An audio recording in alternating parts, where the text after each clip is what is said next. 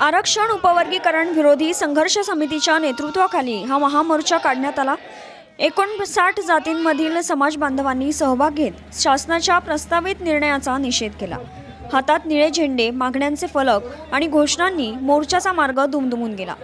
आरक्षण उपवर्गीकरणाचा निर्णय रद्द करावा, आरक्षित रिक्त पदे भरावीत आणि अनुशेषासाठी विशेष भरती मोहीम राबवावी अशा मागण्या आंदोलकांनी केल्या। थोड्याच वेळात जळगाव मोर्चाला सुरुवात इथं आपण बघत असाल हजारोच्या संख्येने भीमसैनिक इथं उपस्थित झालेले आहे। आता थोड्या वेळात हा एल्गार मोर्चा आम्ही सुरू करत आहोत आणि जर कधी या मोर्चातून बी सुद्धा जर शासनाला जाग आली नाही तर पुढचा मोर्चा हा मंत्रालयावर धडकल्याशिवाय राहणार नाही।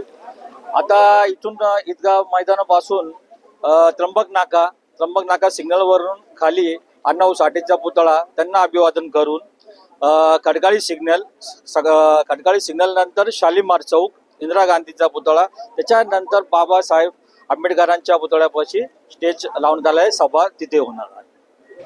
गोल्फ क्लब मैदानापासून सुरू झालेला मोर्चा त्र्यंबक नाका, खडकाळी सिग्नल आणि शालीमार मार्गे डॉक्टर बाबासाहेब आंबेडकर यांच्या पुतळ्याजवळ पोहोचला। यानंतर मोर्चाचं रूपांतर जाहीर सभेत झालं। मागण्या मान्य न झाल्यास आंदोलन अधिक तीव्र करण्याचा इशारा यावेळी देण्यात आला। न्यूज डेस्क, आपलं नाशिक।